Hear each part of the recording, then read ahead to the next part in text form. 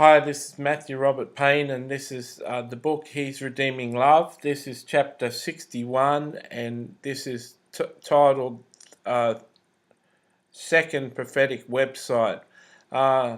When I came out of hospital, I was reminded by Jesus that he'd asked me to start a prophetic website and offer free prophecy online for people. And as I came out of hospital, I was well and in my right mind again, and the Lord led me to start another prophetic website and build up another team. And so I started it and didn't have to do all the prophecies myself for too long before people started to volunteer to come and work on the website and do prophecies. And I had a specific prayer that I used to have people who wanted to volunteer to pray, and I'd pray for them to get the three gifts of prophecy. And though the gift of prophecy, word of knowledge, and word of wisdom, the three separate gifts of prophecy, and they'd pray the prayer, and I'd ask them to do a prophecy over my life and to check that they've got the gift. And they used to do a prophecy over my life, and I'd give them extensive feedback, sharing with them how they had each of the three gifts and how those gifts had manifested in my life, manifested in the prophecy over my life. And so they were encouraged. And then what I used to do is send them requests each day, and they would send me the prophecy back and send the prophecy to the person, and I'd give them feedback on the prophecies that they were doing.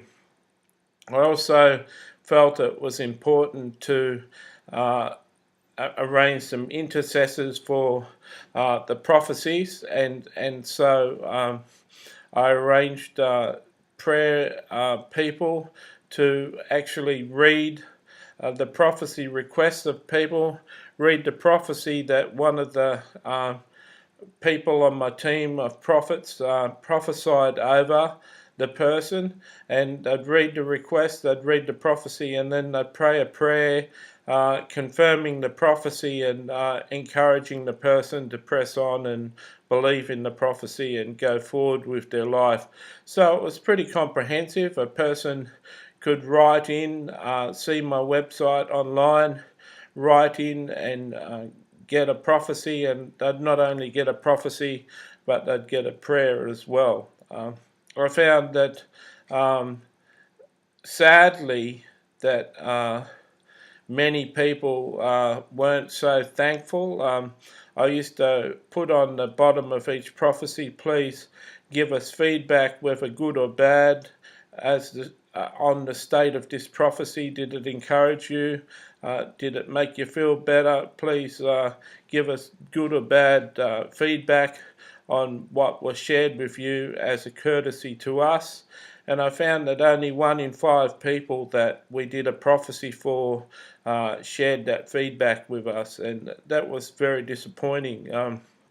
I think in the world, when you offer things for free, people aren't so thankful even when they get something for free. It seems that people just like free, and it's all about themselves. And I found it was disappointing to see how many people expect something for nothing. And I suppose nothing really changes. You know, so many of us go to church and don't put money in the tithe, in the offering plate, and don't support our pastors financially. And so many Christians don't financially support their pastor with tithe out of their income. And so many of us are used to just getting things for free in this world, and that's a shame. So I got experience in praying for people and seeing people receive the gift of prophecy. I got experience in building a website. I got experience in managing up to 40 or 50 requests a week for prophecy, managing a team of prophets and building a team of prophets and mentoring the prophets. I call people prophets. They're not in the office of prophet, but just prophesying. But for short reference, I use the word prophet, but they're essentially not a recognised person in the office of prophet, but they're just a prophesier, someone with the gift of prophecy. So that's just for a bit of clarification there, so you don't get carried away thinking that just because you've prayed a prayer that you turn into a prophet. So I was encouraged that I was fulfilling God's will.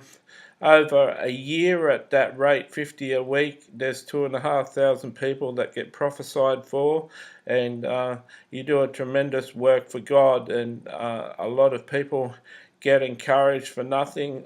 Websites were $30 or $40 for a year's hosting fee, and so it was pretty cheap to do. You had an internet connection, you paid for that, and there wasn't much more expense, and so many people's lives were blessed and encouraged.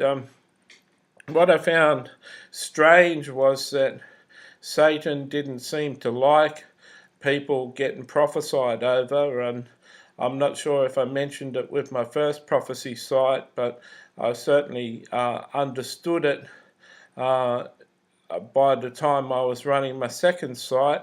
All my life I'd had bullets whiz past me from the enemy. It's like bullet fires going past me. But when I first opened my first prophecy site, I felt like bombs going off around me. It was amazing that I was in a real war, and it was very dangerous and scary. And the amount of spiritual warfare that intensified when I started to do personal prophecy online was amazing. So it's true what Joyce Meyer says, higher levels, bigger devils. It's certainly true that we're in a real spiritual fight, and if you want to encourage 50 Christians a week with a word from Jesus, then it's battle that you'll be in. So that's just a little about what I did. Some people might think that that was an amazing ministry, and it was an amazing ministry, I suppose. It's just that I never considered it to be such a fantastic ministry because I wasn't educated in ministry. I was never trained to be a minister. I was never trained to be a prophet by anyone else.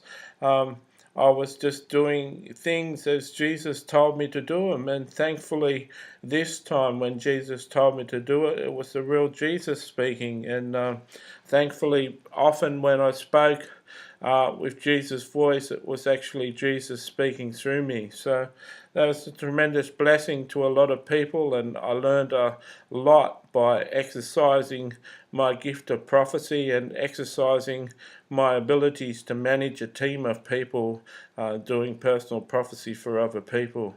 God bless.